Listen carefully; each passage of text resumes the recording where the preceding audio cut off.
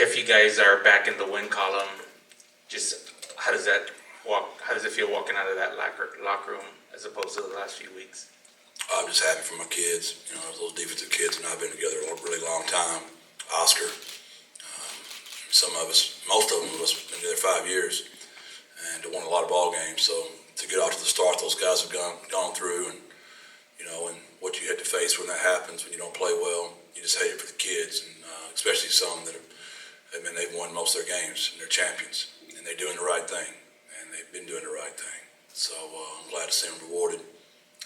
Obviously, it's been hard on me, and I'm 56 years old. You can imagine how hard it is on an 18 to 23-year-old young man. Jeff, what can you say about your defensive performance today? I think 203 total yards of production by FAU. Yeah, even more than that, you know, we turned it over there right before halftime, and we turned them over and got the ball back.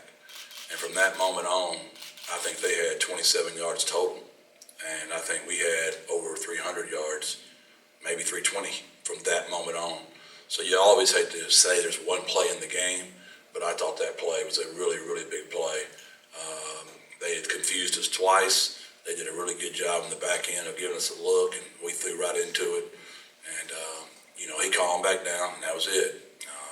And offensively, we were so good, we scored 55 points today. We scored 38 points for the Roadrunners and 17 for FAU. That's pretty impressive. That was smart. I hope you people didn't catch that. Look, I said, no matter what, there's no way you're going to make me angry today, so bring it on, baby. Let's go. I don't know what I could do after a game like that, but I was going to ask about, between the turnovers and the injuries you guys had to battle through, what does it say about this team that you guys were able to persevere through all that? Yeah, those injuries are really, they're just getting to me, man. It's exhausting. I mean, one, it's hard on the kids, right? Their families, all the injuries. But two, it's just hard to coach. It's hard to get better because you're always changing. And I don't know how many different lineups that is for us this season. And I know that's why I got you two there. I know y'all know exactly. But again, you know, Devin can't go.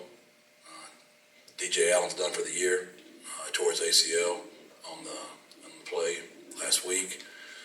It's unbelievable how many guys we have that score touchdowns. They get season-ending injuries. JT goes back out there today, catches his first pass at the glance. He gets hit in the other knee, and he's getting MRI on the other knee right now.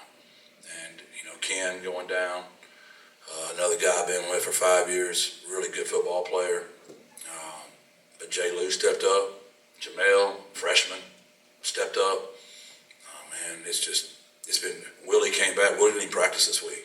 I mean, Willie got hurt. He was in concussion protocol after the East Carolina game, just taking care of the kid. He was just doing a little half-speed drill. He made a cut, and his opposite leg got hurt. And it's just been one of those years, and we can't get healthy. Losing Joe Evans, and I know those all sound like excuses, and I know, but it's just those guys don't blink. They don't blink. They just keep working. They're Andrew Acosta, who one of my favorite kids I've ever coached in my life, who now is our DFO. He didn't ever send me anything like encouraging, you know, but he sent me something this morning. He's like, Coach, I'm telling you, I've never seen the hotel so quiet. I've never seen everybody so well behaved. He said, your dudes are still 10 toes down, and they're going to show up today. And they did. I know it wasn't perfect, man. I know it wasn't beautiful at times, but that's another game that we're going to the fourth quarter with, either tied or losing, and every triangle's up. Every kid believes we're going to win the game, and they keep playing hard. And there's unbelievable lessons to be learned there, and because life's hard, as is football. Along those lines, you guys talked all week about mental toughness. How did you see them put that into action today? Well, I told you, have I said this yet? If I have, I don't want to repeat myself. I know I just talked to Andy. Did I tell you my idea about what we're going to do with the penalties yet? I told Dr. Compost I didn't want to do it because I was too afraid to blow up in my face. We did not say the word penalties the whole week. Not one time did we say the word. And we were going to give every single player a flag to start the game off. And we were going to come out, and on the kickoff, we were going to throw up 100 flags and just get them all over with on the very first play of the game.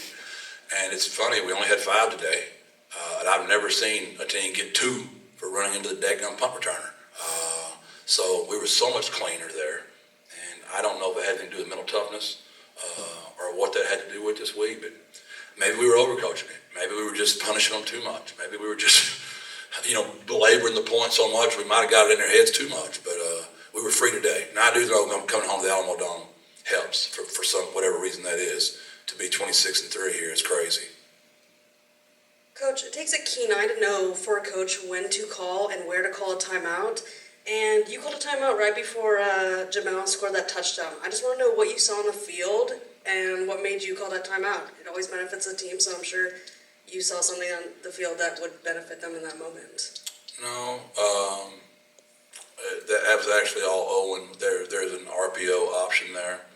If we get the look we want on the outside, we take that. If we don't get the look we want, we have an option to run the ball inside. And if we don't get the look we like in there, Owen has an option to take the single over there. So that was all Owen. It was just a really great catch and a really good job by Jamel getting his foot down. It's really fun when you call them and they execute. It's really frustrating when we don't. Jeff, the previous 2 games, you made a point to emphasize that you didn't want your locker room to splinter at all. What does it say about, what you've seen out of your teams this last month and for them to have a game like today? I've never had it before. As Greg mentioned the week before, Coach, you've never been 2-4 before. Whatever the question was, when Greg spoke into existence. I never have been 2-4, right? So but I have been on the teams where I was an assistant, and Kerry can remember them, and anybody that's a part of a staff. When you lose those kind of gut wrenchers, they just feel different. And the whole staff, the wives, the families, they all know. It just spreads like a dadgum disease. And our seniors are just so damn good kids. Excuse me, got a compost there. Such darn good kids that, as I have my cross outside,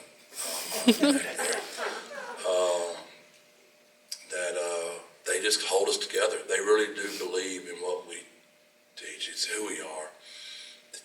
And that's where I'm most proud of those guys, man. We got to celebrate this one, but, man, we got to go on the road and get one. I would really love to get on the road and get one, to get that monkey off our back.